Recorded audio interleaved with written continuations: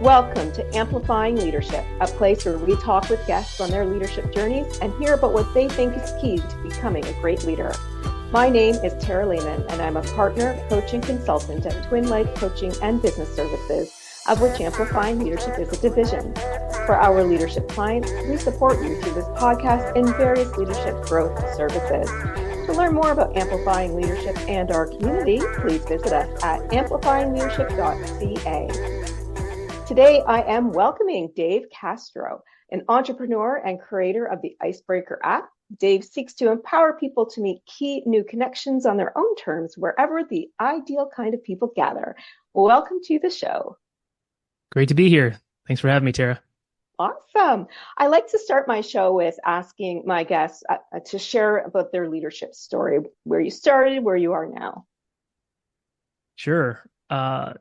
So leadership story probably begins in a youth full of church meetings and growing up there. So probably the best, place to be safe, to learn, to lead is in that type of environment. And, I did small groups with high school and then college age. And I did that for a while, actually. And then at some point when I got to college, I did community college. And I was the president of the local community college student body president, whatever. Oh, okay. Yeah. Yeah. Did the whole campaign thing and had posters everywhere. And I don't know what it is about. I guess it's my build, but a lot of folks, when they met me in person on campus, they were like, "I swear you were like, much taller than you are." Oh, really?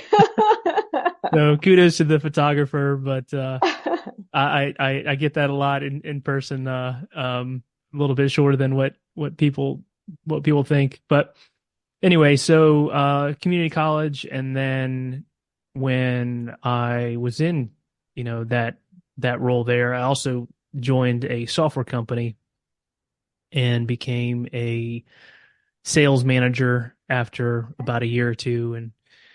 And that was probably my first real management experience. That's a little bit different when you're managing from an employer-employee perspective. Yeah. And typically, it's a little bit, ugly or uncomfortable yes. for everybody.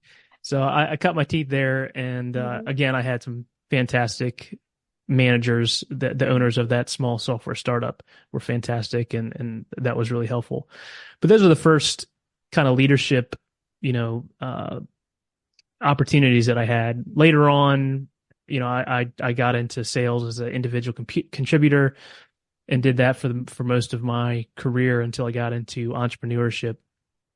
And then that's pretty wild when you have folks depending on you for their paychecks and leads and business deals and those type of things. So much more 365 on the idea of leadership in that role. Yeah, they'd be very different for sure. Now, you did mention that you had some really great managers. What was the best thing one of them taught you that you actually used in your leadership? Something that stood out, maybe? Yeah, you know what? It's funny you asked that question, because as a dad, I have daughters, and as a dad, I find myself still learning that. You have a natural inclination to want to quote unquote nip things in the bud. And that's natural and it's good. And I think it might be different for everyone. We have our strengths and weaknesses or tendencies and so forth, and we're trying to create that equilibrium. But I think for me, just I think there's a level of withholding judgment until I understand more, like having a measurement and that being clear, but then withholding judgment, giving space, and and having some patience, right? I think that's key because, one way or the other, you could have a diamond in the rough, or you could have, someone who, um, you have already spent lots of investment in, and you make a decision too hastily, or burn them out, or whatever it might be, Right. when you have already spent some investment into that individual. So I think clear measurement, and then that sense of patience is helpful, and that returns to you later when they're saying good things about you in the market, or one of their colleagues, or who knows, relationships ends up at your company and your employment, Yes, or and you end up working with them for some reason, right? They become a client. yeah, you That's never always a way know, too, right? yeah. And I like that you said without judgment, or at least waiting until you have more time and space, because some people can just make those judgments because they feel so much pressure as leaders.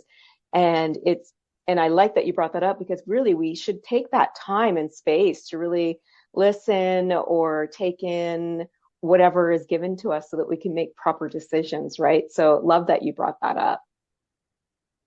So you mentioned this already, but I know one of the topics that you do like to talk about is around entrepreneurs and entrepreneurship, and also being an innovative leader. So why don't we start by defining maybe what an innovative leader means to you?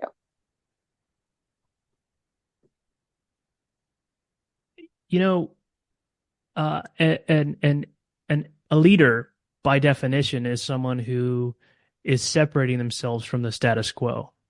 If you're Mm-hmm. not separating yourself from the status quo, you're just part of the group. You're not leading. Right. You gotta step out and be willing to be alone, Mm-hmm. basically.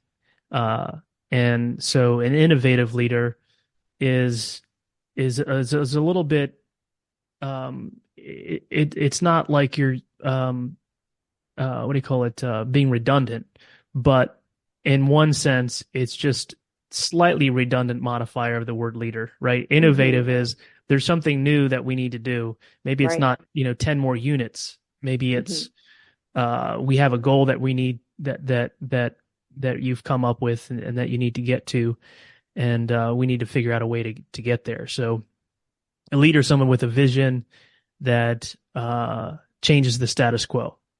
And I so, love the innovative leader is someone who's curious, who is looking at the horizon, and who is aware of possibilities, and then figuring out how to get there.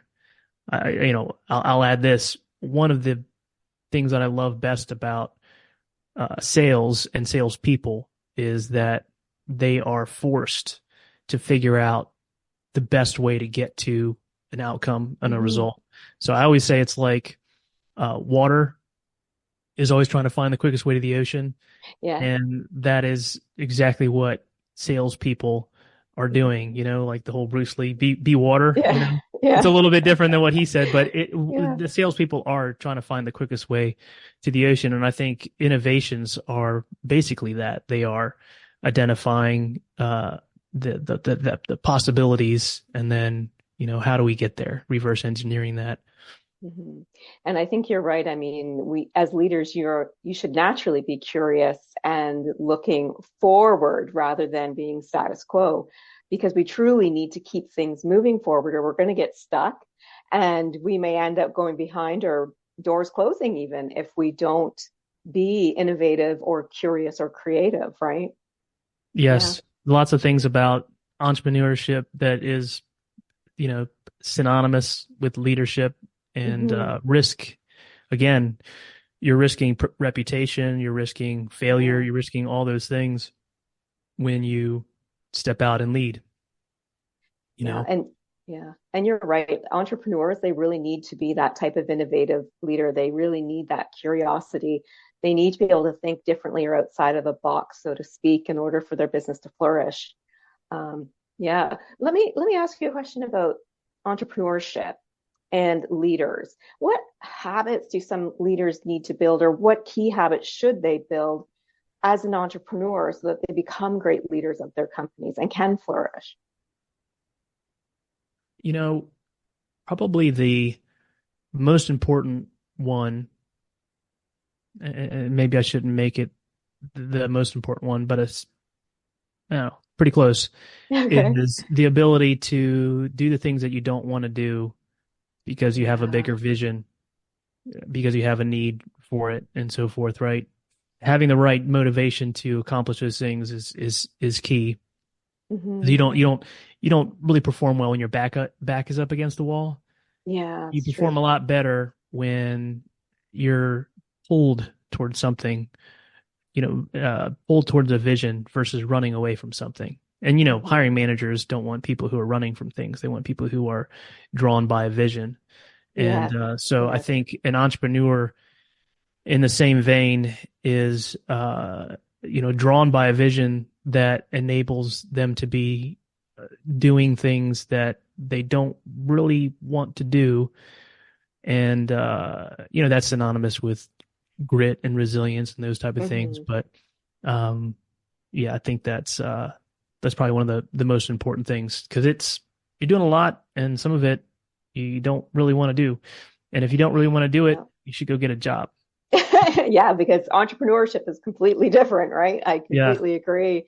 So you mentioned vision as well as also having to do those things that you don't want to do because as entrepreneurs, you have to. But having that vision, something that you're going towards, is an easier motivation to get those small steps done, don't you think? Yeah, and easier motivation. It's just cleaner. Hmm. It um it you don't burn out as Yeah. quickly and uh it's going to last longer. If you're running from something, those are those are I think that those don't last. If Yeah. if your back's against. So again, it's that vision. If you don't, I can't remember who said it, but maybe it was Steve Jobs. Pick something that you would love to do. Hmm. That's something that you're obsessed with. So, and a lot of entrepreneurs, they're not obsessed with what they are doing in the beginning, Hmm. but at some point they become obsessed with it just because they discover the beauty in it, or they discover the beauty in the journey, right? Hmm. And or they love the results that what they do, give. So there's maybe secondary, tertiary, Hmm. pleasure that they get from doing what they're doing, but yeah, that vision is so key. Yeah, I 100% agree. If you don't have a vision, especially as an entrepreneur, you're not likely to succeed as well or at all. So definitely get that vision out there. If there's any entrepreneurs listening, get that vision nice and clean and clear, right? Yeah. So let's turn that around and talk about habits that entrepreneurs who don't make it have. So the habits that we should avoid if we want to move forward and be innovative. It's a good question.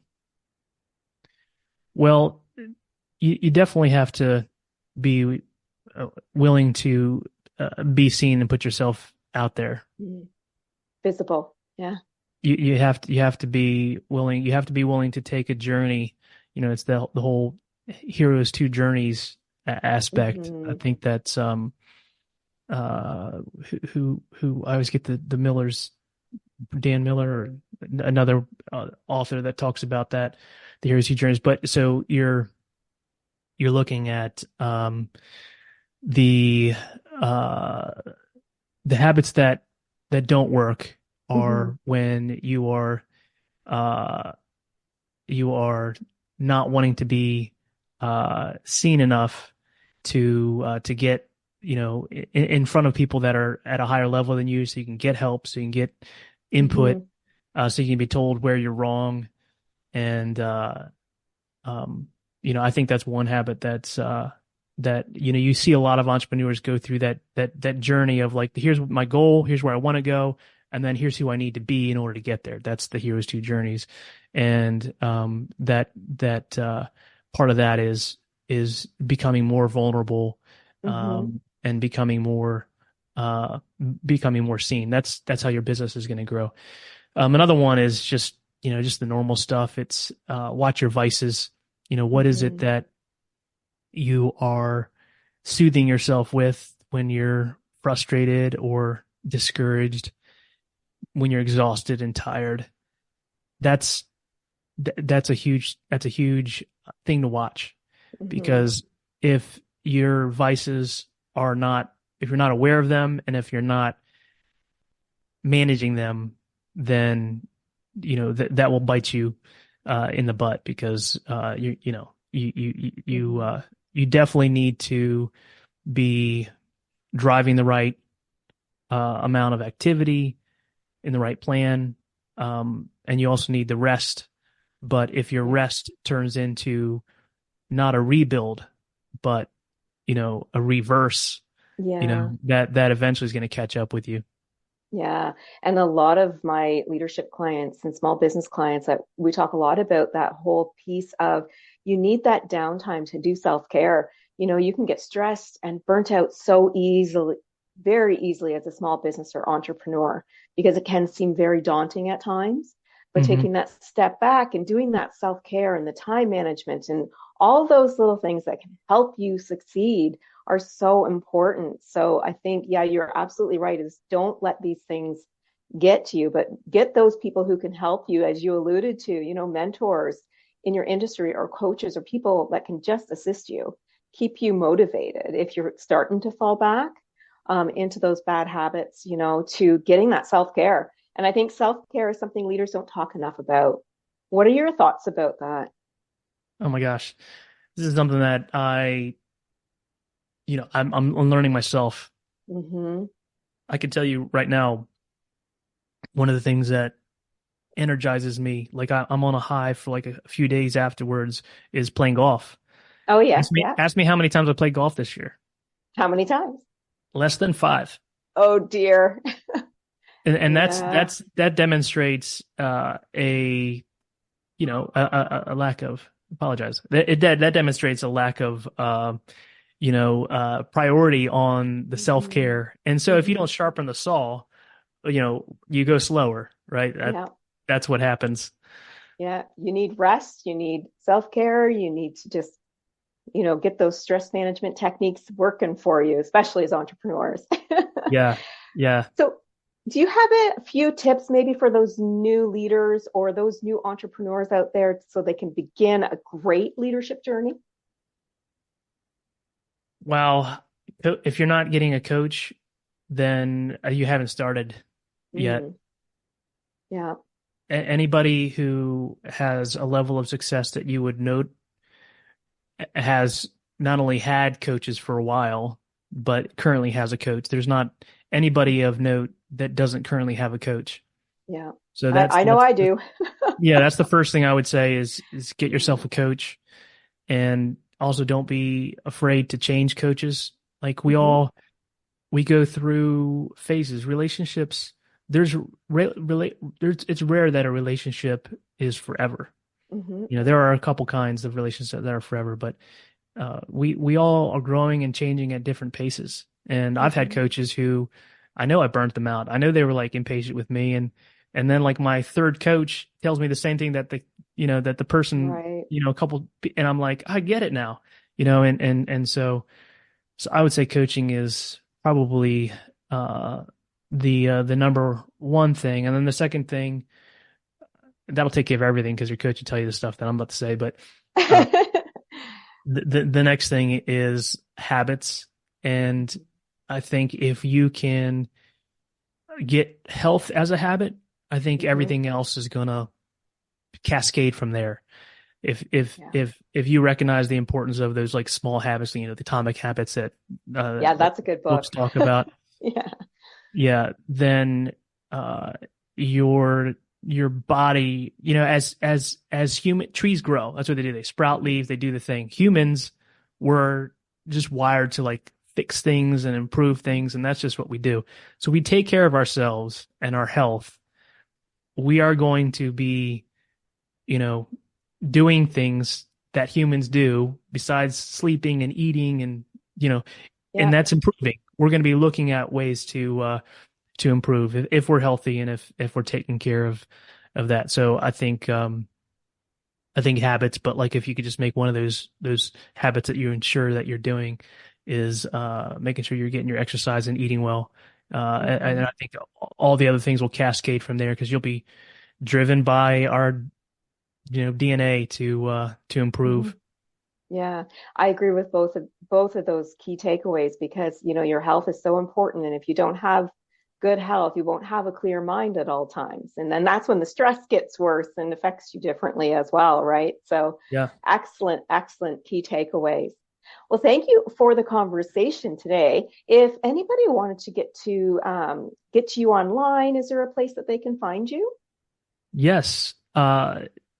IceBrekr.com is my company's website. And if you go to Instagram, I'm on Instagram quite a bit. Instagram.com/IceBrekr. IceBrekr is spelled differently. It's ICEBREKR. So that's just the first two E's and no A. Say first two E's, no A-hole. ICEBREKR. So Instagram.com/IceBrekr or at IceBrekr. And I'd love to hear from you and love to get in touch. Awesome. Thank you so much for sharing some really key tips today. I appreciate that. Thank you, Tara. It's great to be here. Great questions. Thanks to our listeners as well. We do hope you are taking away some of those key tips from Dave. Leaders do need to continually grow and develop themselves for themselves and for their teams. If you are looking for support and development, or perhaps you want to join a leadership community, please visit us at amplifyingleadership.ca, a twin life coaching and business services division. Until next time, everybody, please be safe and be an amazing leader or leader to be.